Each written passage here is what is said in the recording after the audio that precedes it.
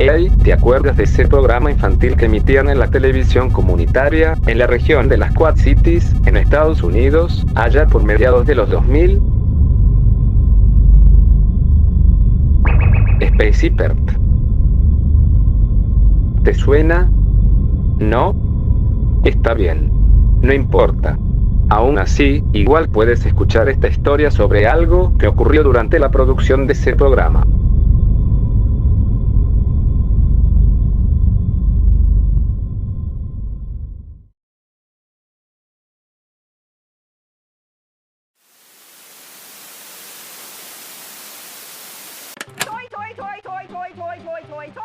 La Lost Media es un tema de interés muy popular, en el que incluso los programas o comerciales más mundanos, dirigidos a cualquier grupo de edad, pueden adquirir de pronto un aura de misterio, o incluso quedar envueltos en rumores de una supuesta maldición. Los investigadores de Internet buscan la razón por la que un episodio desapareció con la misma insistencia con la que intentan encontrar el material perdido. Contenido tabú, incendios en archivos fílmicos, accidentes en el set, la muerte de un miembro del reparto, problemas de derechos de autor o de licencias, o una mala recepción, pueden terminar provocando la desaparición de contenido artístico.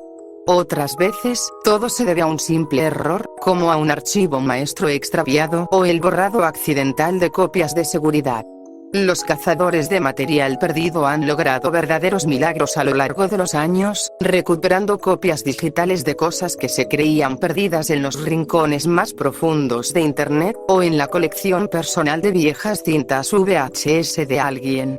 Hay casos en los que un usuario anónimo sube un archivo de video muy buscado, al que solo él tenía acceso, porque trabajó con, o en el estudio que produjo el último contenido desaparecido del que más habla Internet en ese momento, sin importar cuán antiguo sea el material. Siempre me ha parecido casi increíble cómo la gente logra descubrir qué es exactamente lo que falta. Hay tantos programas oscuros a la deriva en el mundo, del mismo modo que existen episodios perdidos de series populares. Los contenidos infantiles ocupan una gran parte de la Lost Media, en parte porque suelen mezclarse con esos recuerdos borrosos de la infancia que hacen que algunos de nosotros confundamos una rareza televisiva emitida de madrugada con un sueño febril de la adolescencia.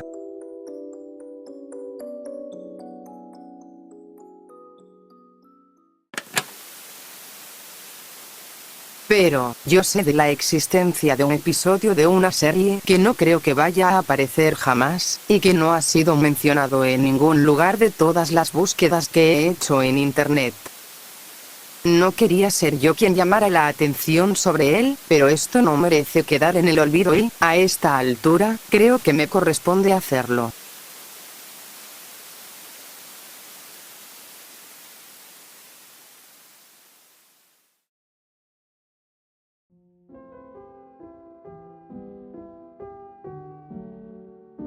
En 2006, acababa de obtener mi título en telecomunicaciones y estaba buscando dar mis primeros pasos a nivel local, justo en la zona donde crecí, en el área de las Quad Cities, Estados Unidos.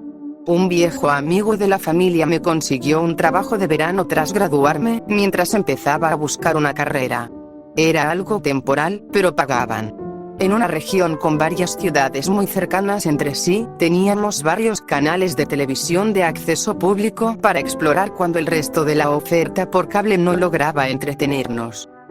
Nunca me tomé en serio la televisión comunitaria. Por lo general no les dedicaba más que unos segundos mientras cambiaba de canal, antes de pasar a las cadenas tradicionales que usaban cámaras fabricadas en este siglo. Como mucho, servían para unos minutos de burlas en fiestas universitarias cuando ya estábamos borrachos. Así que no me resultaba emocionante la idea de trabajar un par de meses en un pequeño estudio deteriorado que grababa uno de esos programas de acceso público. Pero era algo disponible de inmediato, ganaría unos cuantos cientos de dólares, y obtendría experiencia justo después de terminar la universidad. Por otro lado, ni siquiera aprovecharía realmente mi título. No trabajaría en el programa en sí, sino que solo tomaría fotografías para la posteridad y la publicidad. La fotografía siempre había sido un pasatiempo secundario para mí, pero no mi actividad principal. Aún así, este amigo de la familia me comentó que el creador del programa estaba buscando a alguien que todavía fotografiara en blanco y negro, en película, lo cual encajaba conmigo a la perfección. Querían algo clásico y atemporal, algo impreso profesionalmente y que, con suerte, lograra que los inversores ejecutivos tomaran al programa en serio. Además, por aquel entonces, las cámaras digitales aún eran bastante nuevas y de baja resolución, así que no era como si fotógrafas como yo fueran difíciles de encontrar. En mi primer día de trabajo, en realidad estuve a nada de quedar impresionada. Sí, el estudio estaba en una zona bastante fea de la ciudad, y funcionaba dentro de un viejo almacén reacondicionado que tenía un olor extraño y persistente. Pero el set, sorprendentemente, no estaba nada mal. Era elaborado y tenía muchos elementos de utilería. Nada espectacular, no estamos hablando de calidad de televisión de cadena tradicional, pero sin duda daba la impresión de ser una producción hecha con pocos recursos, aunque con cierto respaldo económico detrás. Como yo era básicamente una trabajadora contratada, con solo una conexión secundaria con el programa, siempre estaba al margen y no tengo relatos de primera mano sobre cómo comenzó todo, o cómo evolucionó. Solo me llamaban el primer día de rodaje de cada episodio, así que mi participación se limitaba casi siempre a ver el final de cada ciclo de trabajo. La edición se hacía rápido, ya que recuerdo haber visto el estreno apenas un par de meses después de empezar a fotografiar el set y a los miembros del reparto, quedándome luego el resto del día para observar qué escenas se rodaban.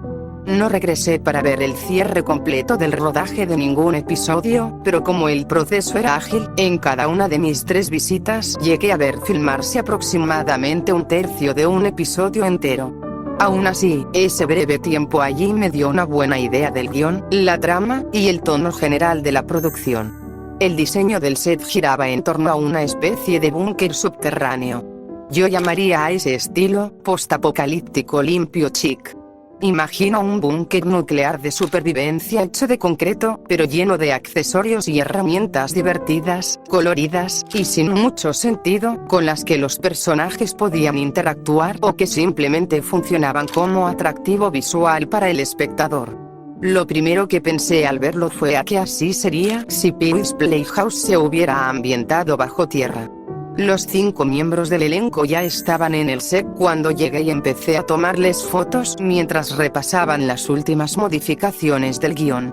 Eran 2 mujeres y 3 hombres, siendo uno de ellos el que se encargaba de manejar un elaborado traje de robot desde su interior. Ese hombre de hojalata parecía una versión más amistosa de un Terminator. Además, llevaba una túnica negra con adornos de colores sobre su estructura metálica, lo que sugería que se trataba de una especie de profesor. Supongo que, en un mundo derrumbado, un robot sería un buen educador, siendo capaz de conservar todo ese conocimiento y enseñar sin cansarse jamás. Aunque mi conocimiento del programa era limitado mientras tomaba las fotos de producción, lo poco que llegué a ver bastaba para deducir quiénes eran el resto de los personajes. El hombre más joven, que parecía recién salido de la universidad como yo, interpretaba al joven héroe del programa, un chico llamado Paul y que quería vivir aventuras y que, por supuesto, solía meterse en problemas. Pero al final siempre salía adelante, con su entusiasmo inagotable en medio de un mundo roto. Su hermana pequeña, Eunice, era interpretada por una de esas actrices pequeñas que pueden hacerse pasar por niñas hasta bien entrados sus 20 y tantos. Su personaje era alegre y vivaz, pero se asustaba con facilidad de los monstruos con trajes de látex que patrullaban el vasto mundo subterráneo del programa. Al menos, ese era su personaje. La actriz, que era unos años mayor que el actor que interpretaba a su hermano mayor, en realidad maldecía como un marinero, se quejaba de todo, y siempre salía a fumar durante los descansos, sin importar el calor que hiciera afuera. Pero era una buena actriz. Podía volver a convertirse en su personaje risueño al sonido del claquete. Los personajes adultos, que no tenían ninguna relación entre ellos ni con los niños, actuaban como sus guardianes. Walton era el gruñón trabajador de mantenimiento que siempre aparecía para arreglar cosas, incluyendo problemas, y pasaba la mayor parte del tiempo fuera de cámara en la planta de energía del búnker, ayudando a mantener la electricidad encendida. Tenía un exterior rudo, pero era confiable y representaba al típico señor mayor dispuesto a impartir sabiduría y lecciones. Su personaje también soltaba frases hechas anticuadas que probablemente ya habrás oído 100 veces. Un poco bidimensional, pero el actor interpretaba bien el papel y se ponía mucha atención a su disfraz de overol sucio. Cada vez que aparecía, tenía una nueva mancha en la ropa, de quién sabe qué. Judy era la nerd de ingeniería y la científica, y la causa de cada aventura en cada episodio. De las 3 historias que llegaron a emitirse, todas comenzaban con algún descubrimiento que ella hacía sobre el gran subsuelo, seguido de un malentendido por parte de los niños, quienes entonces se marchaban a intentar demostrar que ya eran mayores, entre comillas. Al final de cada historia, aprendían una lección impartida por la paciente y comprensiva Judy, quien además lograba incluir un mensaje tanto sobre la responsabilidad como sobre el proceso científico. Pasan los créditos finales, y en el siguiente episodio, era como si los niños no hubieran aprendido nada y volvieran a cometer los mismos errores al intentar hacer cosas sin pedir ayuda a un adulto. Las lecciones y los mensajes estaban por todos lados, pero estoy segura de que los habrían mejorado para una hipotética segunda temporada. Los personajes secundarios y de apoyo eran interpretados por miembros del equipo, vestidos con una variedad de trajes adicionales que parecían haber sido robados de uno de los teatros comunitarios locales. Dado que solo 6 personas trabajaban detrás de cámara, al menos las que yo vi mientras estuve allí, creo que el director y creador habría tenido que empezar a invitar gente de la calle para ampliar la variedad del elenco tras unos cuantos episodios. O incluso contratar a más actores, porque basándome en las pocas interacciones que tuve con él, el tipo parecía bastante adinerado. A Bernard Schmidt le encantaban los trajes elegantes, los buenos zapatos, los cigarros, y llevar su cabello canoso y ralo bien peinado. Voy a usar su nombre real aquí, porque el diablo con él. Aún no tengo idea de dónde venía, ni de cómo había obtenido su dinero. No me daba la impresión de ser de una familia rica de toda la vida, sino más bien de ser un farsante, esforzándose por encajar arrojando su recién adquirida fortuna en lo que fuera. Parecía constantemente nervioso, como alguien que estaría mirando por encima del hombro todo el tiempo, de no ser porque trabajaba de cerca con apenas una docena de personas. Un director se supone que debe transmitir confianza en su proyecto. Si él se ve preocupado, va a conseguir malos resultados de todos los demás. Como fotógrafa del set, mayormente ignorada, probablemente pude ver a Schmidt con más naturalidad que nadie. No podía asegurarlo, y él se esforzaba por disimular el acento, pero llegué a creer, mientras trabajaba bajo su dirección, que era de algún lugar de Europa del Este. No es que tuviera un problema con que viniera aquí a intentar vivir el sueño americano en modo acelerado. Pero tal vez eso explicaba algunas de sus excentricidades. Era un perfeccionista en el set, aunque siempre ansioso. Aún así, no lo vi ponerse hostil o grosero con su equipo y su elenco. Carecía de algunos modales y cortesías básicas, pero no se enfadaba por los errores y dejaba que los actores hicieran todas las tomas que necesitaran. Aún así, para cuando termines esta historia, lo odiarás tanto como yo. Muy bien, jovencita. Recuerdo que dijo cuando nos conocimos en persona, poco antes de que se grabaran las primeras escenas del programa. Quiero que hoy obtengas unas fotos que se vean realmente profesionales.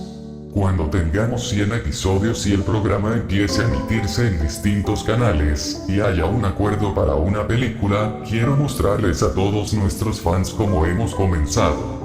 Estamos vendiendo una historia de éxito aquí, ¿entiendes? Bernard era tenaz, tratando de abrirse paso hacia la fama a la fuerza, aun cuando claramente no era muy bueno manejando su dinero. Su necesidad de volverse famoso con un programa querido apestaba a desesperación. Al final, o le tenía miedo a la gente que lo perseguía, o había tirado a la basura su moralidad y estaba dispuesto a hacer lo que fuera para tener éxito. Lo triste es que se habrían burlado de él a Hollywood en cuanto pusiera un pie allí, si alguna vez hubiera tenido la oportunidad. Mi tiempo en el estudio fue breve y extraño, dejándome recuerdos de comportamientos inexplicables del creador y de vibras siniestras de toda la producción, pero también unos cuantos buenos momentos con el colorido elenco. Me alegra haberlos conocido y haber aprendido cómo habían llegado a este programa y hacia dónde planeaban ir después. Todos ellos de verdad tenían talento y una oportunidad real de participar en proyectos más grandes. Tratando de crear conexiones con personas que podrían estar en la industria durante años, conseguí toda su información de contacto. Hacer eso hizo posible, mucho después, escribir esta historia y realizar mi propia investigación.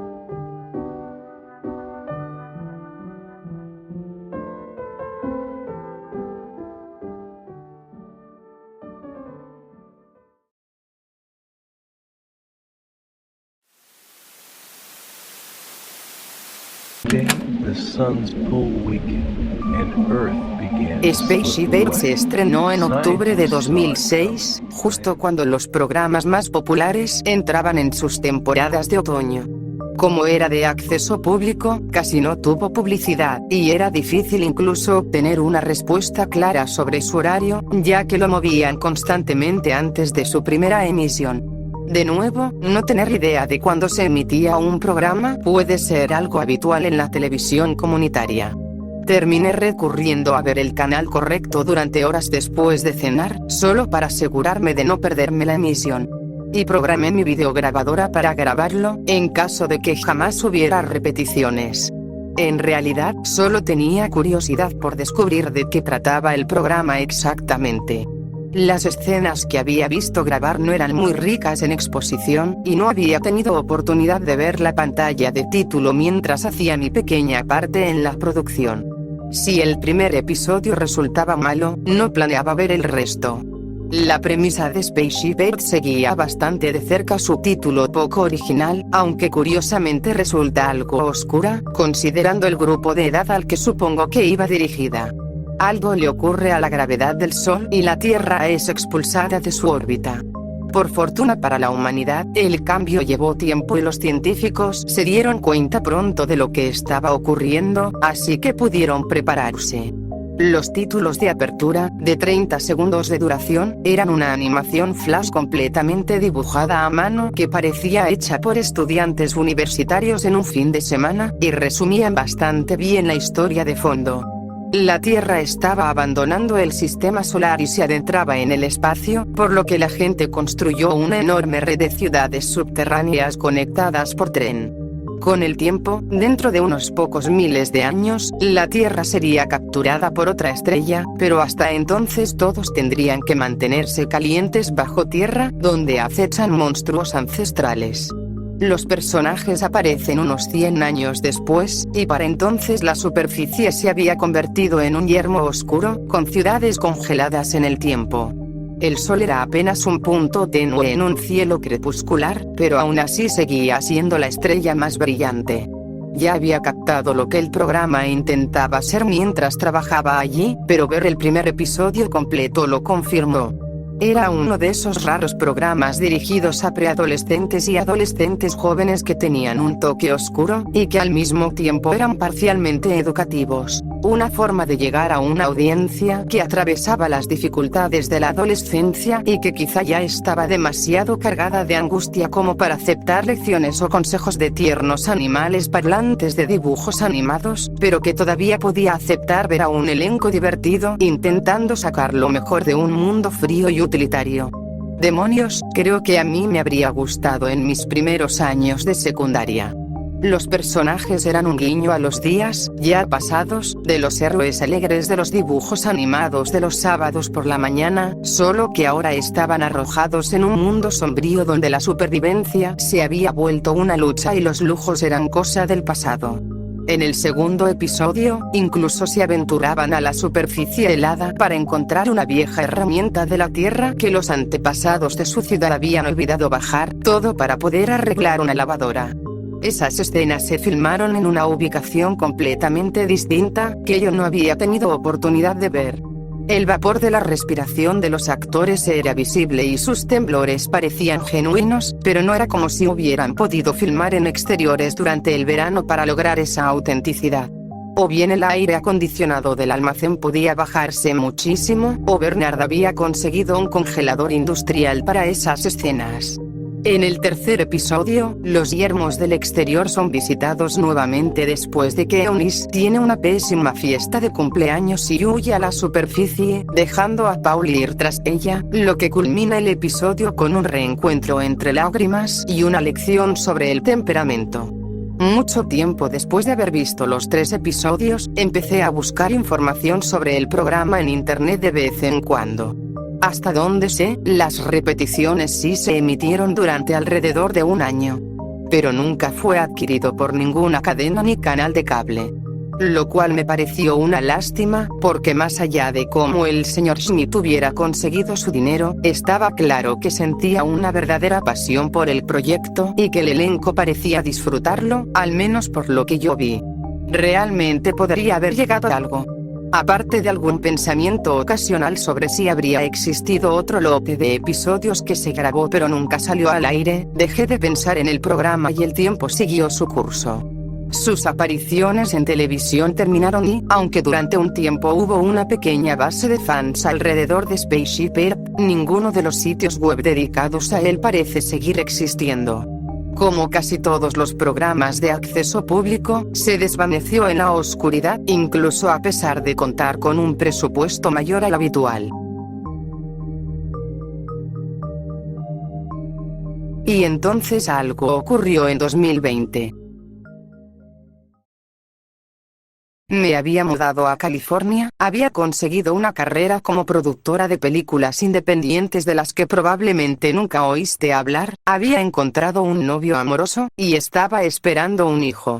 Mi primer trabajo real quedó en el pasado lejano, y los detalles se perdían en la niebla del tiempo. Mientras limpiaba unas cajas en nuestro pequeño departamento, mi viejo cuaderno de contactos cayó al suelo.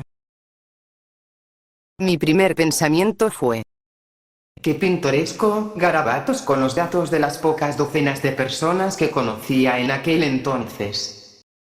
Eso teniendo en cuenta que mi teléfono inteligente moderno tiene alrededor de un centenar de contactos. Pero en la primera página del cuaderno estaba la lista de los miembros del elenco del primer programa en el que trabajé, y todo volvió de golpe. Sentí un impulso repentino de intentar por fin averiguar qué había sido de todos ellos y ver si alguno había llegado a triunfar. Solo por diversión, antes de que la idea dejara de interesarme y me olvidara de nuevo. Lo que siguió fueron varios meses de conversaciones intensas por correo electrónico y mensajería, y una investigación perturbadora por mi parte. Fui absorbida por un vórtice de pesadilla, donde las cosas no hicieron más que empeorar. Probé todos los números de teléfono y direcciones de correo electrónico que tenía anotados del elenco, cada uno con al menos 14 años de antigüedad. Solo uno funcionó y me dio una respuesta: la vieja cuenta de Hotmail de Pauli. Sin embargo, al convencerlo de ayudarme a averiguar qué había pasado, compartió a regañadientes la información de contacto actual de los demás. Y sí, lo llamaré Pauli. Dado que de todos modos voy a ocultar aquí sus nombres reales, aunque figuran en los créditos del programa, pensé que sería más simple usar los nombres de sus personajes. Estoy editando todas las respuestas escritas que tuve con el elenco para que solo los detalles importantes queden en esta historia. Lo que sigue está tomado de muchas conversaciones, a menudo separadas por semanas. Estoy omitiendo mis respuestas, ya que no son interesantes. En su mayoría, solo hago las preguntas obvias, mezcladas con algún que otro «santo cielo», cuando reacciono a las partes más demenciales de este terrible incidente. Bien. En el orden en que hablé con cada uno de los miembros del elenco, aquí vamos.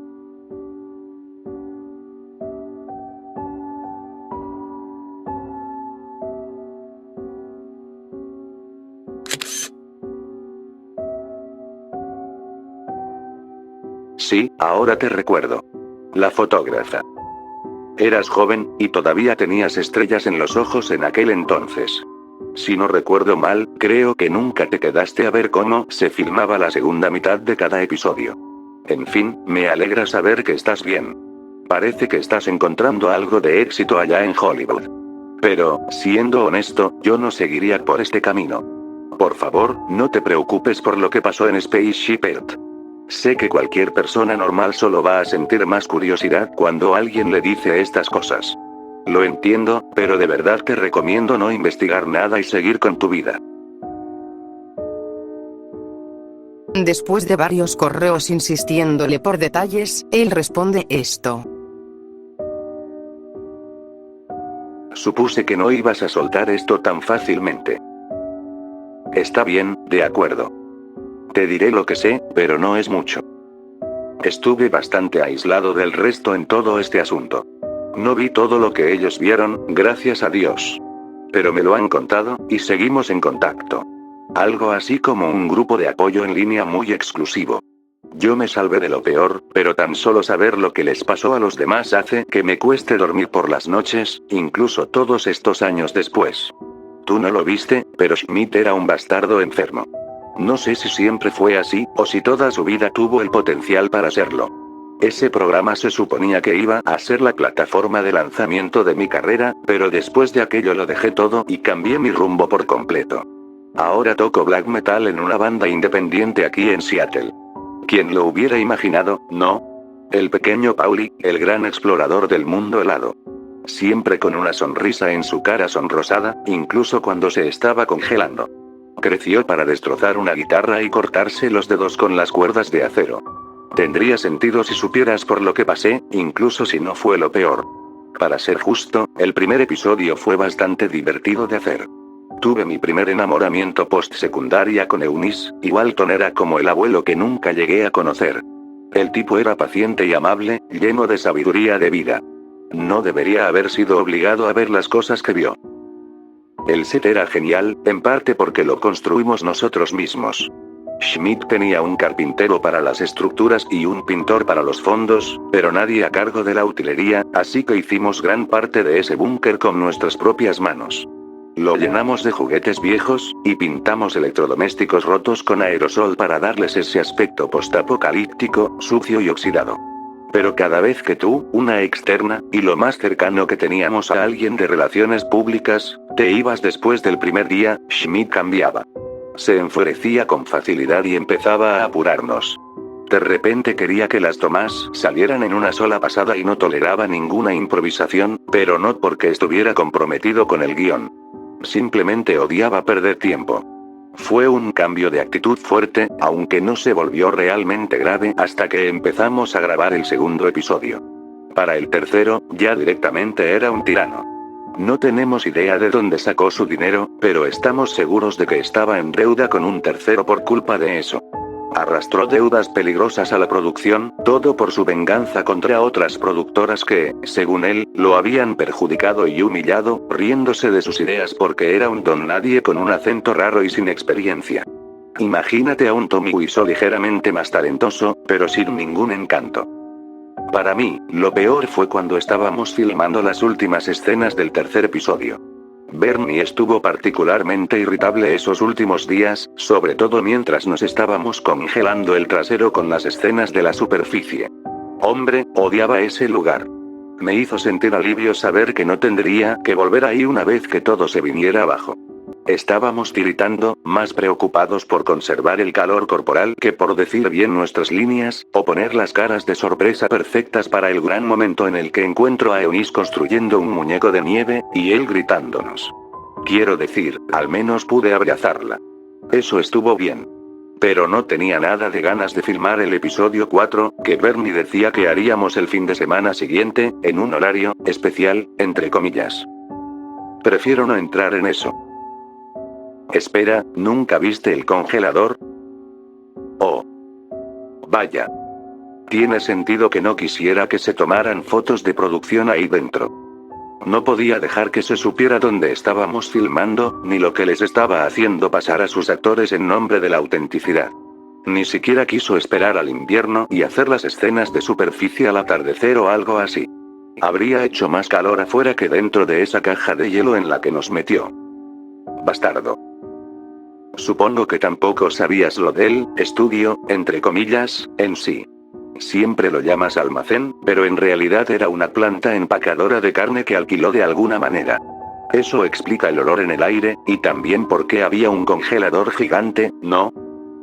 Sí, imagínate el documental que pretendías sacar algún día con tus fotografías.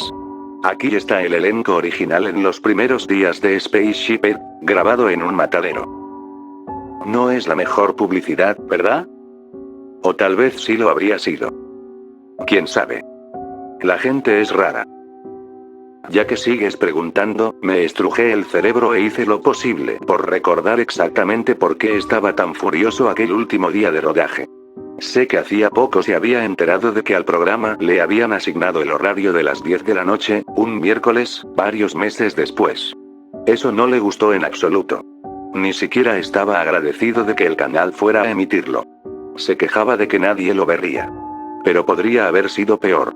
Podrían habernos puesto a las 2 de la mañana. Pensándolo ahora, creo que mi mente bloqueó la mayor parte de lo que pasó, y que él en realidad tuvo un colapso total entre toma y toma. No dejaba de gritar sobre la programación y sobre lo que le harían si el programa no se convertía en un éxito. Nunca explicó quiénes eran, ellos, entre comillas, pero estaba claramente aterrorizado de esas personas. Pero, vamos, ¿cómo demonios esperaba siquiera devolverle el dinero a esa gente con un programa de acceso público? ¿Vendiendo merchandising? Tampoco creo que entendiera del todo cuánto tiempo puede llevar poner un programa al aire, incluso uno fácil de producir. Si tenía un plazo para pagar lo que debía, debería haber elegido un negocio con resultados más rápidos. Está bien. Te daré una cosa más, pero por favor no me molestes después de esto. Estas últimas semanas hablando contigo han estado trayéndome recuerdos muy duros. No voy a contarte qué pasó en el supuesto episodio 4, porque yo no estuve allí y no quiero andar repitiendo la historia de segunda mano. Tendrás que intentar convencer a alguno de los otros para que te lo cuente. No va a ser conmigo. Pero te daré la información de contacto de Eunice. Si esperas que alguna vez te responda, acércate a ella con la mayor cortesía posible por correo electrónico e intenta convencerla de que no eres de la prensa. La última vez que estuve en ese edificio fue cuando fui allí tarde por la noche, el día anterior a que comenzara el rodaje del episodio 4. Las circunstancias fueron extrañas, pero también lo eran muchas otras cosas de la producción, así que quizá no lo cuestioné tanto como debería haberlo hecho. Schmidt me hizo ir para instalar cámaras dentro del congelador. Le pregunté por qué no podía hacerlo el equipo técnico o el director de fotografía, y él, dicho en pocas palabras, me dijo que yo era quien más sabía de tecnología de entre todo el elenco, y que el equipo técnico en realidad cobraba más que nosotros, los actores. Yo simplemente pensé que estaba recortando gastos. De cualquier modo, ya me había hecho ir hasta allí solo, así que hice lo que me pidió tan rápido como pude. Ahora todo tiene sentido. La verdadera razón por la que me hizo hacerlo.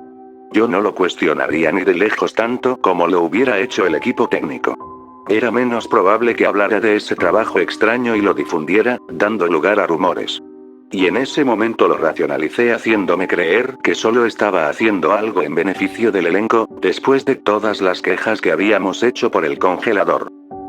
El tipo me hizo instalar 3 cámaras digitales dentro de esa caja de hielo, todas fijas y grabando desde distintos ángulos. Estaban conectadas por cable y pasaban a la habitación contigua, directamente a una laptop. En mi cabeza, aquello ofrecía una forma distinta de filmar las escenas de la superficie. Con menos gente del equipo dentro, también congelándose. Tal vez también para que los actores sintiéramos menos presión por clavar la escena a las apuradas. Demonios, incluso pensé que nos daría una excusa para no pasar más que unos pocos minutos ahí dentro cada vez. Recibiríamos indicaciones en temperaturas normales, entraríamos corriendo, haríamos un par de tomas y saldríamos de nuevo si necesitábamos más instrucciones. Entradas y salidas rápidas así habrían hecho que filmar en el congelador no fuera realmente un problema. Hasta me imaginé haciendo de héroe en la siguiente jornada de rodaje, con Eunice y los demás agradeciéndome por haber hecho sus vidas laborales un poco más llevaderas. Estúpido. Fui un maldito idiota, intentando explicármelo todo, dándole mi propia interpretación a algo que debería haber sabido que era sospechoso. Nunca voy a dejar de culparme por lo que pasó, por no haberles dicho nada a los demás. Y lo peor, yo ni siquiera estuve allí. Podría haber ayudado a detenerlo, o al menos haber ayudado de alguna otra manera. En cuanto terminé, Schmidt me dio una palmada en el hombro, como si fuéramos a tener una charla de padre e hijo, y me dijo: No te vamos a necesitar para el rodaje del sábado. Todavía no apareces en ninguna escena. Tómate el día con calma, te llamo cuando te necesite.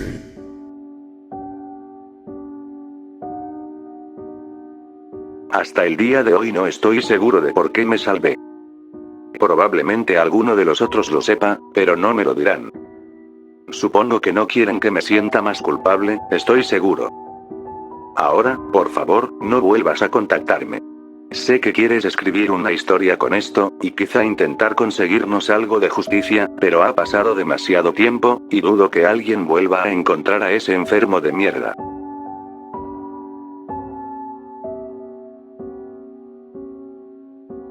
Y eso fue lo último que supe de Pauli. Intenté volver a contactarlo más adelante, pero dejó de responder. Si bien me proporcionó muchos detalles que me revolvieron el estómago y me hicieron comprender que, en aquel entonces, incluso mi propia vida podría haber estado en peligro. También me quedaron muchas más preguntas. Necesitaba precisiones, y necesitaba saber el final de la historia. No podía dejarlo en un simple, algo malo pasó en el congelador. Tenía que saberlo. Sin embargo, Pauli sí adjuntó la información de contacto de Eunice. Ella se mostró todavía más reacia a hablar conmigo que Ellie, una vez que reconoció mi existencia, fue tan combativa como se puede ser a través del correo electrónico.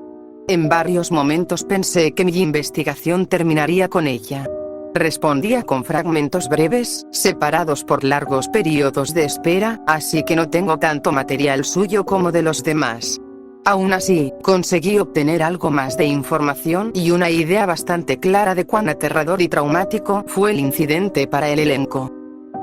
Por el bien de esta historia, voy a suavizar su lenguaje. Solo un poco.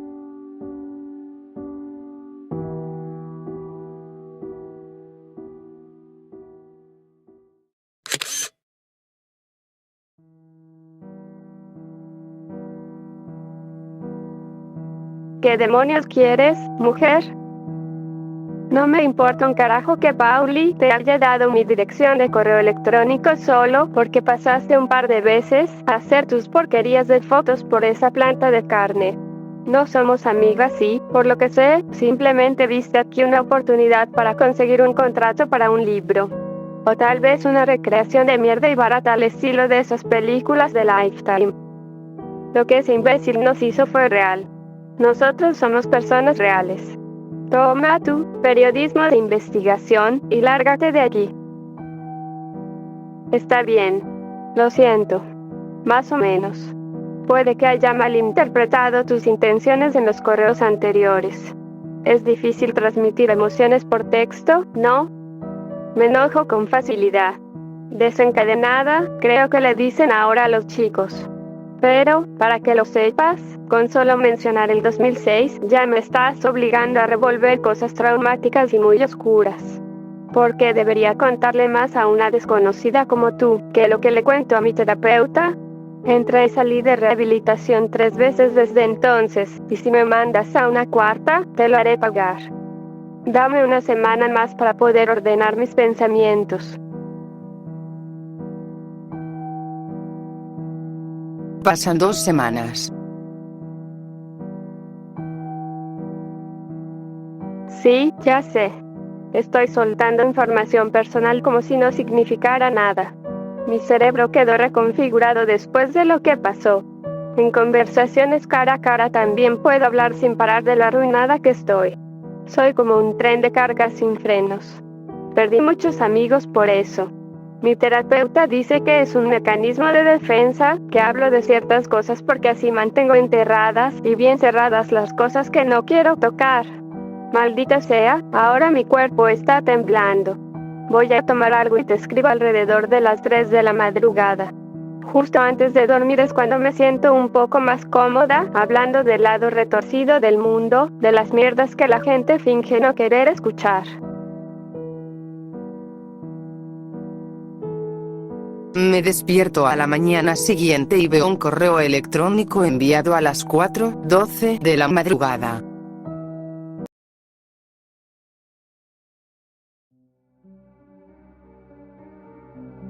Odio estar en ese programa. Nunca he visto ni un solo episodio, y espero que cualquier grabación que exista haya sido quemada. Aún así, era un trabajo, y me pagaban. Las deudas universitarias ya me estaban asfixiando. Judy y Walton eran buena gente. El tipo del robot, el que ni recuerdo su nombre real, era un poco raro. Pero casi siempre lo veíamos dentro del traje, con la voz digitalizada. Hacíamos chistes diciendo que debía ser un actor de método, y quizá lo era. Todavía se mantiene en contacto con nosotros, así que tengo su correo electrónico. Pero todos los días, literalmente todos los días en el set, Paul sacaba a relucir conmigo su encanto, entre comillas. Él no sabía interpretar las señales, ni captar que yo no estaba interesada. Admito que nunca le dije un no directo a sus propuestas fuera del trabajo. Culpa mía. En esa época dejaba todo en el aire. Tal vez era la palabra que más decía, incluso más que como sea. Hoy no tengo ningún problema en decir no, generalmente precedido por un mierda. De todos modos, ahora estamos en buenos términos. Incluso podría decirse que somos amigos a distancia, algo que no me vendría nada mal. Él maduró mucho desde entonces, aunque en parte fue obligado. Ojalá dejara de cargar con toda la culpa. Se lo está comiendo por dentro. Esa es su forma de lidiar con ello. Pensar que sentirse culpable alivia el tormento. No lo hace. Y nunca lo hará. Yo sigo siendo pequeña, y en ese entonces tenía además un trastorno alimenticio leve que me mantenía aún más delgada.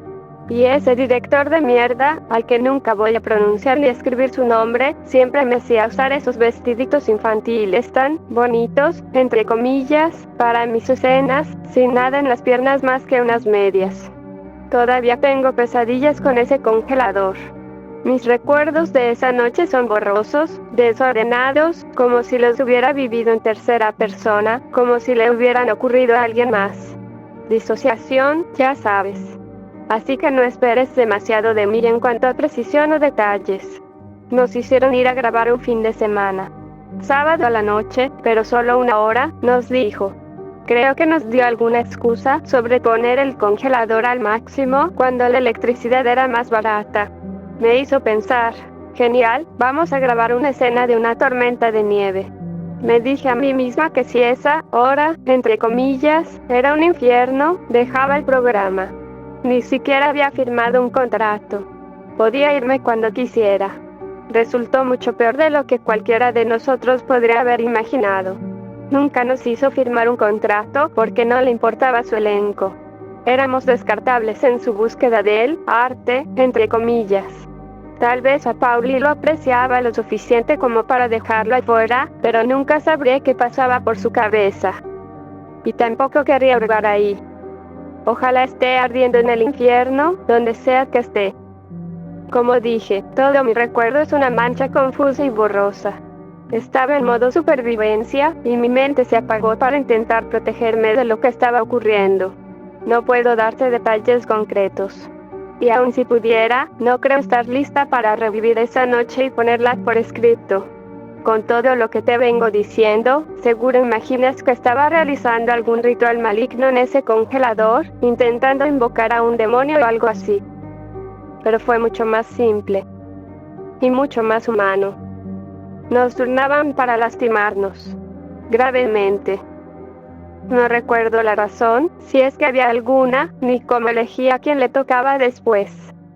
Había traído 2 tipos enormes, que no habíamos visto nunca antes, y creo que no dijeron una sola palabra.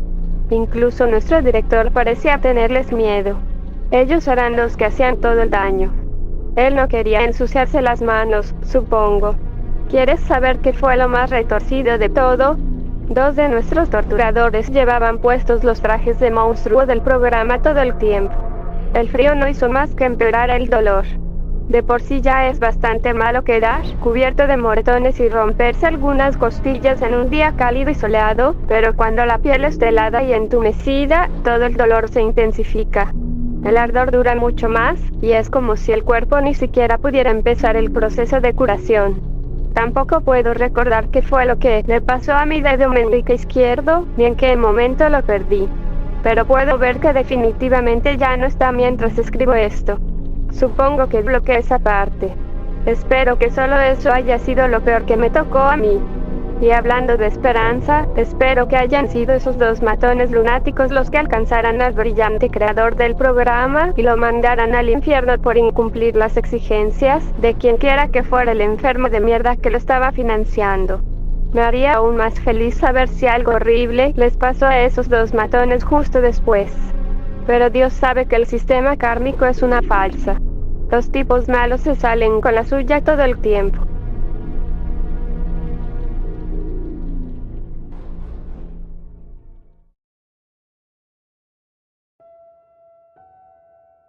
Eso es todo lo que voy a decirte.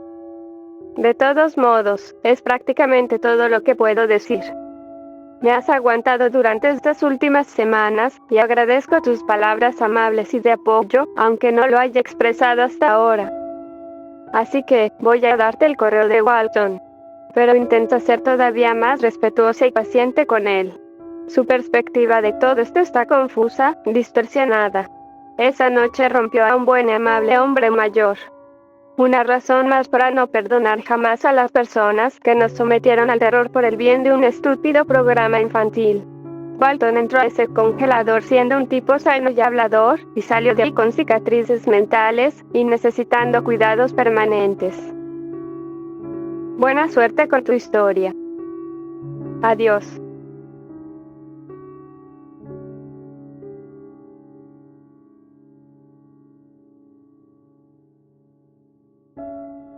Eunice me dio el relato personal que quería sobre lo que ocurrió aquella noche, aunque carecía de detalles. Algo comprensible, considerando el efecto que una experiencia así puede tener en una persona, sumado al paso del tiempo. Luego me puse en contacto con Walton, que a esas alturas debía de tener poco más de 70 años. A diferencia de Eunice y Pauli, me respondió y se abrió conmigo de inmediato, como si tuviera mucho que compartir con cualquiera que se lo preguntara. Pronto entendí por qué. Eunice tenía razón respecto a la forma en que él veía las cosas. Walton escribe con errores graves de ortografía y gramática, y algunas de sus palabras son directamente incorrectas o están fuera de contexto, lo que me obligó a descifrar sus respuestas y puede que haya interpretado mal algunos de sus significados. Por respeto a su dignidad, transcribiré sus correos tal como los corregí, de la manera más fiel posible lo que creo que quiso decir.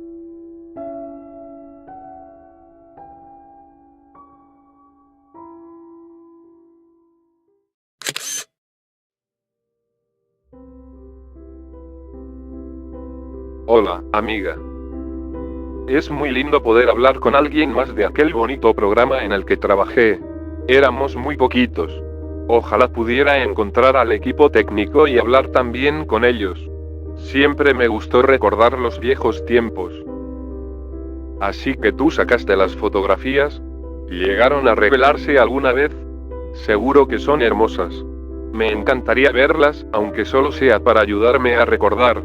Mi memoria ya no es lo que era. Quiero recordar más cosas del programa. Fue la única vez que actué de verdad, aunque cuando era más joven aparecí en algunos comerciales. El señor Schmidt siempre fue amable conmigo. ¿Cómo está él? Mis otros amigos no quieren decirme. Si tú no lo sabes, no pasa nada. El rodaje del 4º episodio pasó tan rápido para mí que casi no puedo recordar nada. Pero sí me acuerdo de algunas cosas del guión y de la trama. Los demás han olvidado mucho. Creo que fue por el accidente. Todo lo que recuerdan es el accidente, y eso es triste. Habíamos trabajado juntos para hacer una historia bonita, con un buen giro al final, pero Judy tuvo un accidente y el programa fue cancelado. Ni siquiera pudimos terminar ese episodio. Pauli estaba perdido en algún lugar de la superficie, así que todos nos reunimos para salir a buscarlo. Filmamos las escenas de la superficie dentro de un congelador, donde hacía mucho frío y estaba oscuro. En el tercer episodio, la hermana de Pauli se había escapado a la superficie, así que nuestros personajes pensaron que tal vez él había hecho lo mismo. Pero había monstruos esperándonos. Eran malos, y aterrorizaron a Judy y a Eunice. El hombre máquina estaba tranquilo, porque nunca tenía sentimientos de todos modos.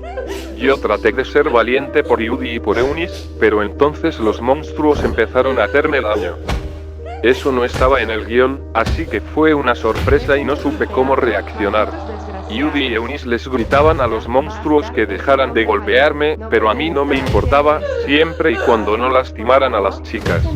Me rompieron los huesos, pero el hombre máquina usó las herramientas que tenía acopladas a los brazos para intentar ayudarme.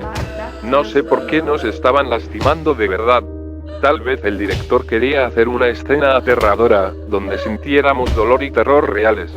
Antes de que pudiera preguntarle cuándo iba a terminar, o cómo se suponía que debían reaccionar nuestros personajes, Judy tuvo un accidente y se cayó. El piso estaba resbaloso ahí dentro. Cuando Judy se cayó, el director entró en pánico y salió corriendo, y creo que los dos monstruos corrieron detrás de él. Recuerdo que Eunice dijo que teníamos que irnos de inmediato, antes de que volvieran. El hombre máquina llegó a Judy al hospital en su auto, y Eunice me llevó a mí a otro hospital, donde un médico me ayudó a recuperarme. A Eunice le faltaba un dedo de la mano y no sé por qué. Pero igual condujo su auto, y una enfermera le puso una venda en la mano. Después de eso dejamos de hacer el programa. Creo que tampoco me pagaron el cuarto episodio. Todo ese dolor, y la mejor actuación que hice en mi vida, y ni siquiera recibí un cheque. Fue una experiencia muy extraña, y perdón si me equivoqué en algunos detalles. Supongo que todos recordamos el programa de maneras distintas. Ah, ¿quieres saber un poco más sobre el robot? Bueno, como viste el programa, seguro recuerdas que podía acoplar todo tipo de herramientas a sus brazos. Era parte del traje, y el personaje usaba cosas como una llave inglesa, un taladro, un martillo, y una sierra circular en los episodios que sí llegamos a hacer, para resolver problemas y arreglar cosas rotas. Las manos reales del traje no podían sujetar bien los objetos por sí solas, porque eran muy grandes y torpes. Por eso hicimos que las herramientas se acoplaran directamente a los brazos. Lo sé bien. Yo ayudé a fabricar el traje del robot. Antes trabajaba soldando metal, así que le enseñé algunas cosas al diseñador del vestuario, y diría que hicimos un traje muy bueno, que le quedaba perfecto al actor que iba dentro de él. Ojalá pudiera volver a verlo. Y que hubiéramos hecho más episodios también, claro. Siempre quise que sacaran una figura de acción del robot, si el programa se convertía en un éxito. Lamentablemente, no estaba destinado a ser así. Me pregunto dónde estará ahora ese traje. Todavía tengo todos los episodios grabados en cinta, y me gusta verlos de vez en cuando, aunque tengo que hacerlo a escondidas. No se supone que usemos la videograbadora aquí por nuestra cuenta. Es el último que tenemos, y los cuidadores tienen miedo de que lo rompamos. Pero tengo las manos muy firmes, aunque el resto de mi cuerpo tiemble. Lo siguiente es el último correo relevante que recibí de Walton. No tengo el correo electrónico de Judy. El robot a veces se pone en contacto con nosotros, pero cada vez desde un correo electrónico diferente que son solo números, así que no puedo compartirlo. Lo siento. Pero gracias por escribirme. Fue lindo hablar con alguien sobre los viejos tiempos. Avísame si encuentras el cuarto episodio. Me gustaría ver cómo terminó.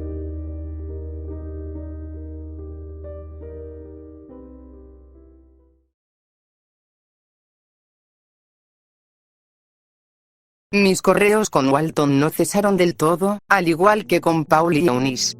Si bien ya no hablábamos demasiado del programa, porque me había contado todo lo que podía, sentía lástima por él y quería que tuviera alguien con quien charlar.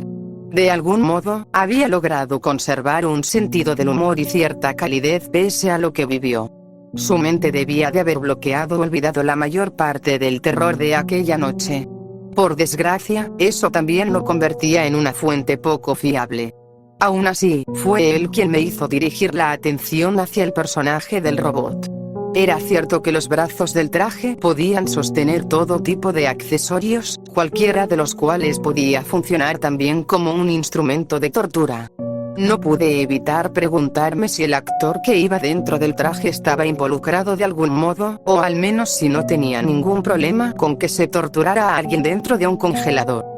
En el programa, él era una máquina llena de conocimientos, una especie de navaja suiza de herramientas e ideas capaz de resolver cualquier situación con un poco de ayuda de sus amigos humanos.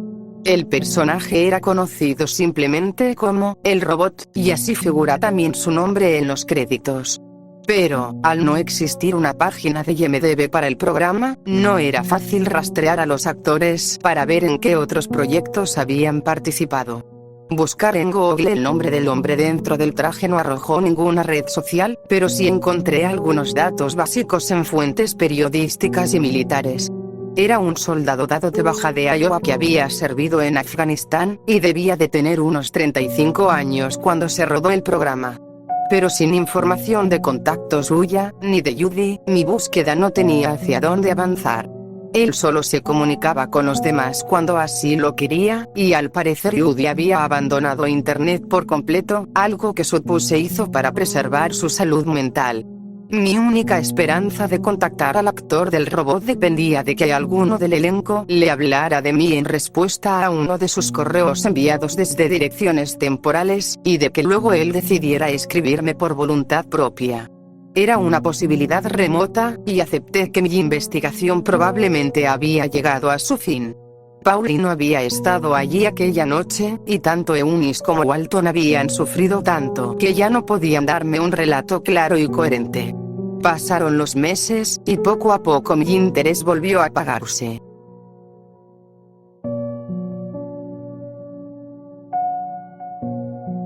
Volví a ver el programa varias veces, tratando de detectar significados ocultos o pistas visuales sutiles. ¿Qué tipo de pistas? No tenía la menor idea. Cualquier cosa que pareciera fuera de lugar. Pero no había mucho. Más allá de su atmósfera oscura y algunos temas serios, la serie era bastante directa y no ofrecía demasiado para analizar. Podría decirse que yo estaba intentando descubrir algo que solo ocurrió alrededor del programa. Fue algo vil, sí, pero que tenía poco que ver con la producción en sí. Sin una razón racional, Schmidt básicamente saboteó su propio show. Le debía dinero a alguien, de acuerdo, pero, ¿de verdad pensó que iba a salirse con la suya? ¿Que el elenco volvería el lunes para seguir grabando, sin dedos de la mano, sin dedos del pie, y con huesos rotos y todo? Habría tenido que empezar la producción desde cero. Si alguno del elenco estaba destinado a sobrevivir, lo habría contado al equipo, y entonces el viejo Bernie habría tenido que huir del país si quería intentar hacer su programa de nuevo en otro lugar. Y a menos que encontrara un banco dispuesto a darle un préstamo, probablemente terminaría repitiendo el mismo ciclo. Fue alrededor del tercer mes de mi investigación cuando finalmente di un paso atrás y pude ver lo ridículo que era todo. Schmidt nunca estuvo bien de la cabeza, o hizo un trato increíblemente estúpido con un canalla miserable que luego lo tomó completamente por sorpresa, obligándolo a montar una noche de tortura en una cámara frigorífica. Intenté investigar quién pudo haber financiado todo, pero no llegué a nada. En los créditos finales no se menciona ni agradece a nadie por haber puesto el dinero. Y aunque conseguí información con relativa facilidad sobre la antigua planta de procesamiento de carne donde se filmó el programa, también fue un callejón sin salida. No hay nada turbio en la empresa que alguna vez fue dueña del edificio, el cual ya ha sido demolido. Hubo una producción real, con personas con las que podía hablar, y aún así, debido a su carácter oscuro y a los recuerdos traumáticos distorsionados, no tenía más que unos pocos relatos confusos de primera mano sobre aquella noche. Era frustrante, como mínimo. Las respuestas siempre parecían estar fuera de alcance.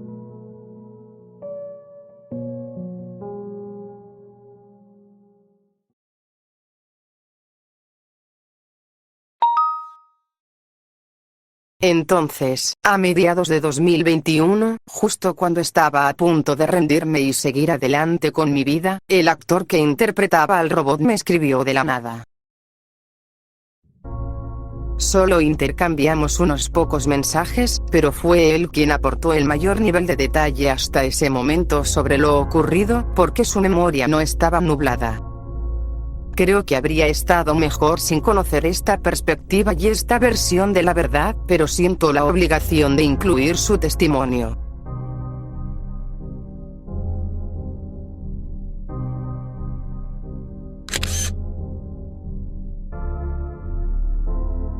Hola. ¿Eres la fotógrafa? Responde dentro de 3 días o perderás la oportunidad. Los demás me han dicho que querías hablar.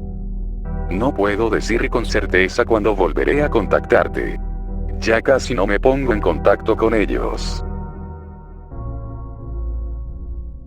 Le envió una respuesta dentro de los primeros 5 minutos. Está bien. Te aseguro que no te he estado ignorando, ni intentando esconderme. Simplemente no sabía que estabas investigando todo esto. Tal vez puedas arrojar algo de luz sobre el asunto, o tal vez no. El resto de nosotros ya ha repasado todo más que suficiente. Para nosotros ya es una historia agotada, y me siento culpable de hacer que los demás vuelvan a ella una y otra vez, intentando exprimir las últimas gotitas de detalle de una esponja sucia. No creo que quede nada por aprender a estas alturas. Nunca he podido encontrar a la persona, o las personas verdaderamente responsables de esa noche, y algo sé yo mismo sobre investigar cosas. Esto viene de parte del tipo que, emocional y mentalmente, salió menos dañado de lo ocurrido, por si todavía no te habías dado cuenta. Ya hablaste con los demás, así que es muy probable que sospeches que yo estuve más involucrado que ellos. Lo entiendo. Siempre estaba dentro de un traje de robot y hablaba sin emoción, así que, por supuesto, iban a verme como algo menos que humano, o como alguien insensible. Aunque fuera de manera inconsciente. Pero tuvimos muchas charlas, y confían en mí, hasta cierto punto. A pesar de no haber visto nunca mi rostro, hasta donde puedo recordar. Siempre llegaba antes que ellos y me iba después, porque solo ponerse o quitarse ese traje tan elaborado llevaba media hora. Y creo que al viejo Bernie le gustaba que fuera así. El elenco nunca llegó a conocerme, y su actuación reflejaba eso. Para ellos, yo era básicamente un autómata hacia el que no había demasiada necesidad de mostrar apego. Pero siempre hubo una persona dentro de ese metal. Sí, serví en Medio Oriente, pero no por mucho tiempo. Hice cosas allí de las que no estoy orgulloso, cosas que todavía odio de mí mismo. Mi baja del servicio no fue ni honorable ni injusta. Sin beneficios, y regresando a casa como un hombre roto, estaba desesperado por dinero y por recuperar algún sentido de propósito. Nunca imaginé de dónde vendría esa oportunidad. Un día, de la nada, el señor Smith me llama y me pregunta si quiero participar en un programa de acceso público que tenía un gran potencial. No sé cómo consiguió mi número ni por qué me eligió a mí en particular.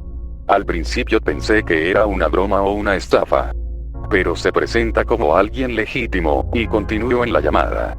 Eventualmente, llega a la parte de la remuneración. Era mucho, mucho más de lo que uno imaginaría que pagarían por un programa que tal vez solo verían unos pocos cientos de personas. Cuando puse un pie en ese almacén meses después y conocí el resto del elenco, ya vestido con el traje del robot, siempre con el traje del robot, no me quedó ninguna duda de que yo era, por lejos, el mejor pago de todos. Porque tenía un propósito especial, como se descubriría más tarde. No soy actor. Ni siquiera se me cruzó por la cabeza hacerlo. Al señor Schmidt no le importó. Me dijo que mi voz sería reemplazada por una digital en postproducción. Tampoco había usado nunca un vestuario complicado. Eso no le importa, y él continúa. Necesitaba a alguien acostumbrado a cargar equipo pesado todo el día, a sentirse cómodo estando confinado dentro de una armadura mientras transporta material. El traje del robot sería para mí un encaje natural, según sus palabras. Luego añade lo más importante, que no me asusto con facilidad. Que sé cómo hacer daño a la gente. Una señal de alerta, sin duda. Empiezo a pensar que intenta meterme en alguna porquería sadomasoquista para una película para adultos que está filmando en paralelo mientras tiene alquilado el almacén. No me malinterpretes. Recuerdo que me dijo: Solo tengo una idea para un episodio más adelante, donde fallas y te conviertes en un robot malo por un rato. Quiero que puedas infundir miedo genuino en los otros personajes. Y también tendría rutinas defensivas para proteger a los demás, así que, en ocasiones, estaría golpeando a personas disfrazadas de monstruos de goma. Tampoco quería que dudara o vacilara en esos momentos, porque quería que las escenas de pelea se vieran auténticas. Todo un perfeccionista este tipo. Intentando mostrarle al mundo su gran visión. Pero no podía discutir con el pago, así que acepté y firmé. Los primeros episodios salieron muy bien. Fue una experiencia nueva para mí, y disfruté interpretar a un personaje en el que solo tenía que moverme dentro de un montón de metal voluminoso, sin preocuparme por lo rígida que pudiera ser mi forma de decir los diálogos, ya que mi voz iba a ser doblada después de todos modos.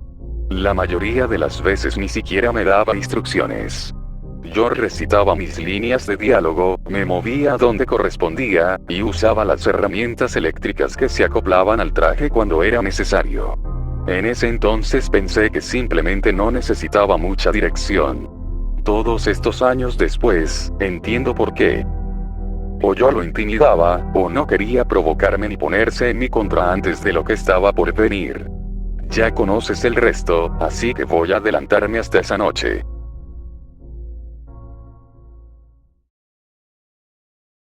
Tengo que ponerme el traje yo solo, ya que no hay nadie del equipo, y no está mi ayudante habitual. Pero el señor Schmidt no parece molesto conmigo cuando finalmente me reúno con los demás en el congelador, a pesar del retraso. Noto que Pauli no está allí, y que Eunice, Judy y Walton tienen esas miradas, como si supieran que algo andaba mal en esa grabación, pero todavía no estuvieran listos para salir corriendo y salvarse. Probablemente no creían que aquello que pensaban que iba a pasar realmente fuera a suceder, que esa noche fuera real. Bernie no dice una sola palabra hasta que entran dos tipos gigantes con los trajes de monstruo del programa. Apenas caben dentro, y sus músculos tensan las costuras hasta casi reventarlas. Pero, ¿sabes qué? Yo me siento seguro dentro del traje del robot. Al principio, para mí todo es simplemente absurdo. Supongo que había que estar ahí. En resumen, Bernie da las órdenes mientras sus dos matones se quedan de pie, sin hacer nada, con aspecto intimidante. Debo seguir las instrucciones al pie de la letra. Oigo decir a Schmidt. Noto que lleva un auricular. Está escuchando a alguien, pero nunca supe a quién. Las órdenes son simples y directas. Debo infligir dolor a los demás. Si me niego, me lo harán pagar, y los hombres disfrazados de monstruos harán el trabajo en mi lugar. Él sabe que tengo las herramientas del traje, así que agrega que, si intento huir o hacerme el héroe, detonará un explosivo remoto ubicado en algún lugar de mi traje. El tipo había perdido la cabeza. Y hasta el día de hoy no sé si decía la verdad.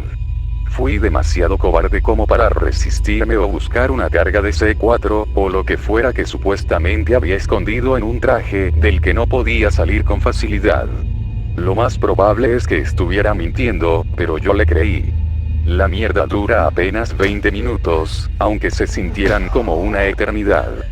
No voy a entrar en detalles concretos.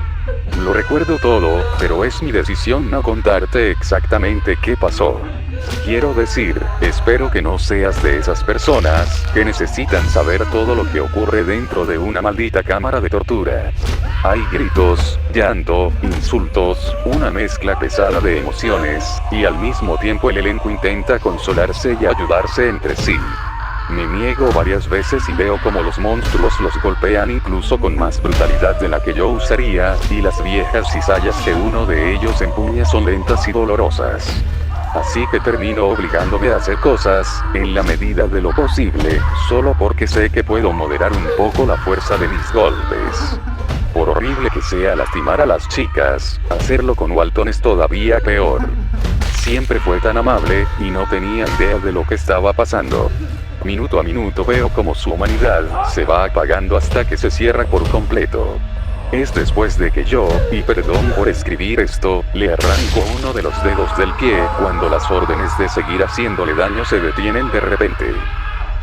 A partir de ahí, Judy pasa a ser la única víctima. No tengo idea de por qué Schmidt dirige toda esa furia hacia ella. El bastardo se queda ahí parado durante todo el tiempo, masticando algo con nerviosismo, moviendo una pierna sin parar entre un grito y otro, dando nuevas órdenes cada minuto.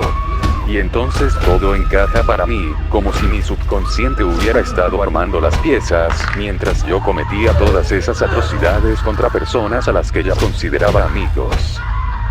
Al entrar al congelador había visto una laptop montada sobre una mesa, cerca de la puerta, con cables conectados que desaparecían en un agujero de la pared. En ese momento no le di importancia, pero cuando la miré de reojo antes, vi una página web con fondo oscuro y un recuadro de texto que se desplazaba. Estoy casi seguro de que era una sala de chat. ¿Ya lo entendiste? Estoy 99% seguro de que los financistas de Schmidt lo obligaron a pagar sus deudas montando una red room. Eso explicaría los métodos aparentemente aleatorios usados contra el elenco, y la forma en que se elegían. Enfermos de todo el mundo tirando dinero a sus pantallas para ver dolor, y el que paga más impone su pedido. Una vez que probaron el menú, entre comillas, deciden ensañarse con Judy. Quieren convertirla en la estrella del espectáculo. Hay dos cosas que me pregunto más que nada. ¿Cuánto dinero pudo haberse juntado al final de la noche, y hasta dónde habría llegado todo eso? No creo que alguna vez encuentre las respuestas. Todo terminó antes de tiempo, tan rápido como empezó. Cuando Judy se desmayó y cayó al suelo, Eunice y Walton intentaron ayudarla, y los monstruos se abalanzaron sobre ellos para apartarlos, sin importarles en absoluto la salud de Judy. Ahí fue cuando Schmidt debió entrar en pánico y ver su oportunidad. Puede que esos matones lo estuvieran manteniendo prisionero tanto como a nosotros, y con su atención en otra parte y sin nadie custodiando la puerta, nuestro fabuloso director salió corriendo hacia la noche, casi resbalándose en el suelo congelado mientras huía. Fue lo último que vi de él. Los tipos musculosos se arrancaron las estúpidas máscaras y fueron tras él, y nosotros quedamos solos. Tampoco perdimos tiempo en escapar. Sé cómo luce el sufrimiento físico grave. Vi mucho de eso durante el servicio. Todavía se lo oculto a los demás, pero Judy en realidad había sufrido un paro cardíaco. Simplemente no pudo soportarlo toda esa noche. La asustaron tanto que le provocaron un infarto, y creo que Schmidt también lo vio y salió huyendo cuando se dio cuenta de hacia dónde iba todo. Claro que probablemente solo estaba preocupado por sí mismo, porque lo atraparan y terminar preso durante años. No se puede hacer un programa de televisión desde una celda. Tenía que llevarla a mi auto y al hospital, y salvarme yo también, así que perdóname por no llevarme la laptop cuando tuve la oportunidad. En ese momento me olvidé de ella, y aunque no lo hubiera hecho, habría sido difícil cargarla conmigo. Dejarla atrás es otro arrepentimiento más, pero trato de convencerme de que no había nada ahí que pudiera haber servido para llevar a esa gente a la cárcel, o siquiera para revelar por qué nos estaba pasando todo esto. Y puede que tenga razón. Tal vez solo era una máquina descartable, usada para transmitir el video y nada más. Espero que sea así. Así que...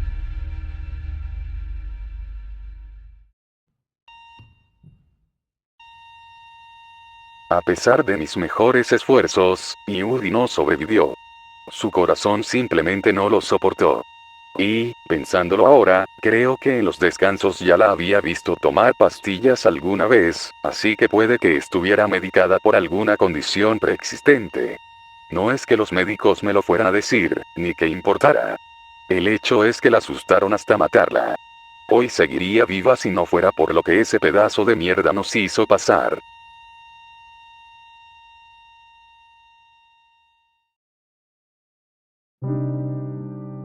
Los demás todavía no lo saben. Nunca fui capaz de decírselos. Cuando les escribo, les miento y les digo que sigo en contacto con Yudi, que les envía saludos, y que está mejorando. No sé por qué te cuento esto. Tal vez porque ya no pueda soportar mentirle a una persona más. Pero, por favor, no se lo digas a ellos. Sé que está mal, pero si se enteran, solo va a empeorar todo para ellos. Después de todo lo que vi, yo puedo cargar con esto sin quebrarme. Pero no estoy tan seguro de que Walton o Eunice puedan. Ojalá pudiera hacer justicia por Yudi, pero dudo que volvamos a saber algo de Schmidt alguna vez. Ni siquiera he logrado localizar al resto del equipo del programa. Por lo que sé, uno más de ellos también pudieron haber estado involucrados. Ah, y una cosa más. Dejé de confiar en Pauli desde que me contó lo de las cámaras, meses después de que todo ocurriera. Para ser sincero, nunca me cayó bien del todo. Eunice se lleva bien con él y no está de acuerdo cuando le digo que me resulta demasiado sospechoso que no estuviera allí esa noche. Podría haber estado manejando la transmisión desde la seguridad de su habitación, y hasta ahora no me ha convencido de lo contrario. Eunice solo me dice que me calme. Ella dice que un joven blanco no era el grupo demográfico, entre comillas, preferido de la gente que estaba mirando. En cambio, había mucho mercado para dos chicas y un tipo mayor y amable, ¿no? Pero da igual. No es como si alguna vez fuera a descubrir la verdad o pudiera hacer algo al respecto. Sé que los otros no confían del todo en mí, y probablemente nunca lo harán. Yo era la oveja negra del elenco, y me vi obligado a maltratarlos, así que lo entiendo. Pero si creen que salí de ese congelador sin cicatrices, intacto, están equivocados. Probablemente fui yo el que peor la pasó, por tener que hacer lo que hice. Bueno. El segundo, después de Yudi. Schmidt también se equivocó en eso, en sus razones para contratarme. Uno nunca se acostumbra a hacerle daño a otras personas. Si al menos pudiéramos encontrar al productor, al que le dio a Schmidt el dinero y los recursos desde el principio. Lo más probable es que también haya sido quien nos eligió a partir de las cintas de audición que todos enviamos, porque nuestro director nunca elogió la actuación de nadie, y jamás tuve la impresión de que él fuera quien nos hubiera seleccionado. Seguir el rastro del dinero, no. Si tan solo eso fuera posible. Toda la producción fue turbia, hecha por debajo de la mesa. Ni siquiera usaron contratos. No tengo planes de volver a contactar a los demás, ni a ti. Tal vez cambie de idea dentro de unos años, pero por ahora creo que voy a desaparecer por un tiempo. Ellos todavía creen que eso fue lo que hizo Yudi, así que seguro lo entenderán. Con un poco de suerte, podrás sacar algo de esta inmersión en la oscuridad.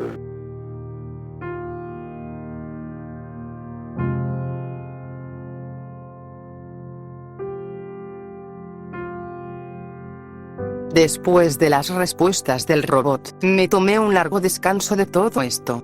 Y cuando intenté retomar la búsqueda de cualquier tipo de información, me di por vencida casi de inmediato. No quiero seguir adelante. Me siento agotada y, al mismo tiempo, como si ya hubiera hecho todo lo que estaba a mi alcance. Además, pronto voy a tener un bebé, y eso también va a absorber por completo mi atención. Por eso estoy publicando mis hallazgos en este foro de Lost Media. No estoy segura de dónde más podría pedir que se actúe al respecto. Ustedes saben lo que hacen, y aunque soy consciente de que este caso es extraño y se sale un poco de lo habitual, lo único que estoy pidiendo es un esfuerzo colectivo por parte de la comunidad, de quienes tienen experiencia en esto. Y por último, aquí una última fotografía.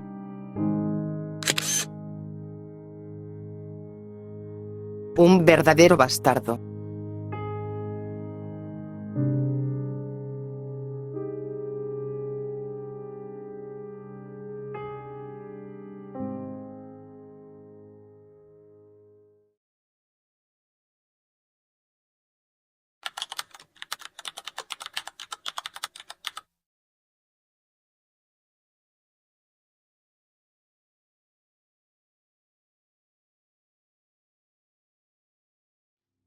Al final, puede que haya sido un error hacer público todo esto. Al principio tenía esperanzas, y obtuve nuevas perspectivas gracias a la docena de miembros que se lanzaron a buscar pistas sobre la producción o el paradero del equipo y del director. Aunque algunos miembros del staff fueron efectivamente localizados y contactados, tenían poco para aportar, y ninguno sabía nada de lo ocurrido aquella noche, ni antes ni después. De ellos solo obtuvimos las mismas opiniones sobre Schmidt, decían que era raro, y que daba mala espina. Y todos compartían, incluso en aquel entonces, la misma duda sobre el origen de su dinero. Hubo otro tema que cobró fuerza en el hilo que inicié en el foro, y eso me llevó a dudar de los 4 miembros del elenco con los que había hablado. Como Eunice dijo en uno de sus correos, la emoción es difícil de transmitir por texto. Y sin unos ojos a los que mirar, también no son la intención y la verdad. Ninguno de los 4 tenía coartadas completamente sólidas, y empezaron a surgir razones por las que cualquiera de ellos podría haber sido el cerebro detrás de todo. Incluso Walton terminó siendo un sospechoso para nosotros. El menos probable, sí, pero justamente por eso. Podría haber fingido su condición para parecer inocente.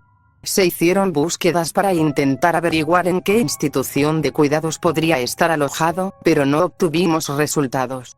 Es cierto que no es información fácil de conseguir, pero lo llamativo es que casi no hay nada sobre él en internet. Uno pensaría que Eunice también quedaría fuera de toda sospecha, pero su intensidad en los correos fue percibida como un poco forzada, quizá incluso completamente falsa, por quienes ayudaban en la investigación. Yo había publicado en el foro sus correos originales y sin censura, donde se la veía todavía más rencorosa, y realmente no daban la sensación de ser del todo genuinos. Ella aprecia a Paulie, cuando él es, como mínimo, tan sospechoso como el robot. Y si odiaba tanto estar en el programa, ¿por qué no renunció? Podría haber sido reemplazada fácilmente. Todos podrían haberlo sido, en realidad. Schmidt veía al elenco como desechable, literalmente. Y, por supuesto, Paulie ni siquiera estuvo allí esa noche. No nos convenció la idea de que no estuviera dentro de la demanda, entre comillas, del mercado. Si un grupo de psicópatas estaba dispuesto a pagar para ver al elenco ser torturado, él y su actitud despreocupada habrían estado en la lista. No hay forma de que nadie quisiera convertir sus sonrisas en gritos. Además, él fue quien instaló las cámaras. Tenía que saber que algo estaba pasando. Podría haberse ido a su casa, manejar el chat desde la cama y luego fingir inocencia sin problemas. De Judy simplemente no sabemos lo suficiente. En mis breves interacciones con ella, me pareció una persona distante y difícil de leer, al menos cuando no interpretaba a su personaje. Tampoco parecía necesitar dinero, ya que la mañana en que empezó el rodaje del segundo episodio la vi estacionar su Mercedes-Benz. Después del evento principal aquella noche, solo el robot estuvo con ella, y existe la posibilidad de que la haya ayudado a fingir su muerte y desaparecer sin dejar rastro. No encontramos ninguna noticia en internet sobre su fallecimiento, ni siquiera un obituario. En cuanto a el robot, las dudas que tenemos sobre él provienen de las mismas razones de siempre. Fue quien llevó a cabo las torturas, parece emocionalmente imperturbable, y todavía ni siquiera sabemos cómo luce. Todo lo que me dijo sonaba razonable, pero no lo suficiente como para exculparlo de su implicación. Siento que ahora puedo hablar del elenco de esta manera porque dudo que vuelva a tener contacto con alguno de ellos, o que lleguen a leer algo de esto. Cuando digo que involucrar a una comunidad pudo haber sido un error, no es por falta de esfuerzo de su parte. Recuperaron los episodios, los vieron, se interesaron, y realmente lo intentaron. Demasiado, incluso.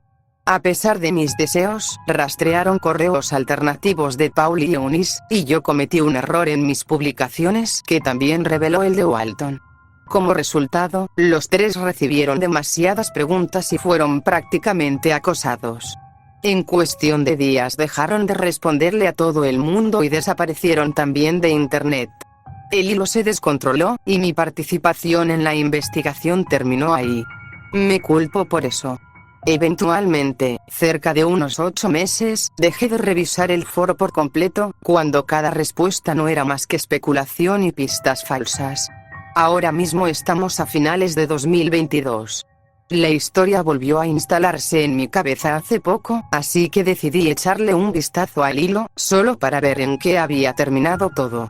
Después de tanto tiempo, pensé, tal vez alguien había encontrado algo. Yo no iba a volver a involucrarme personalmente, no teniendo una familia de la que ocuparme, pero sabía que siempre me quedaría una curiosidad persistente. Como era de esperar, el hilo se había convertido en teorías sin fundamento e insultos. Toda conversación con sentido se extinguió hacía unos 6 meses, sin que apareciera ninguna información nueva de peso. La última publicación verdaderamente relevante decía simplemente: Que se joda este programa. Sin embargo, ahí no es donde termina todo esto. La penúltima publicación se hizo apenas una semana atrás, cuando alguien preguntó: ¿Hay alguna novedad sobre esto? ¿Y alguien tiene enlaces nuevos de la serie?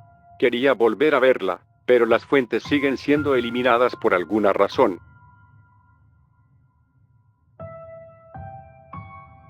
El hilo fue cerrado poco después por uno de los moderadores del foro.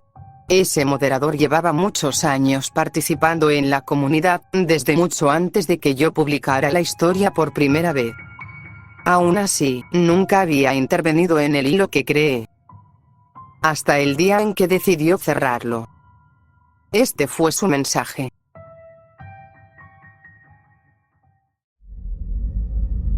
Cierro esto por Netrobump. Este hilo está muerto. No es que estuviera yendo a ningún lado tampoco. Ya que estamos, supongo que puedo revelarles que he estado leyendo en silencio desde hace tiempo, y es triste verlos dar vueltas sin llegar a ninguna respuesta. Trabajé en este programa. De hecho, fui uno de los productores y también actué en ella. Así que en eso acertaron. Y para todos los que odian a Schmidt, no se preocupen. Me encargué de ese idiota hace mucho tiempo.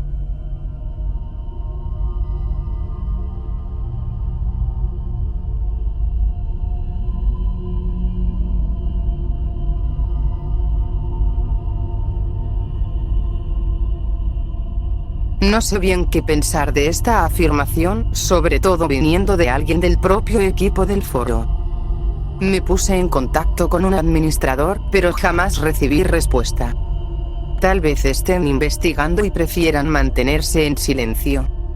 Desde entonces no he vuelto a ver publicaciones de ese moderador, aunque, claro, solo ha pasado una semana. También podría tratarse simplemente de una broma enfermiza. Quién sabe qué ocurrirá a partir de ahora. Por mi parte, me limitaré a agradecer no haber estado involucrada más profundamente con Spacey Bert. Pero, aún así, fue un primer trabajo que marcó para siempre.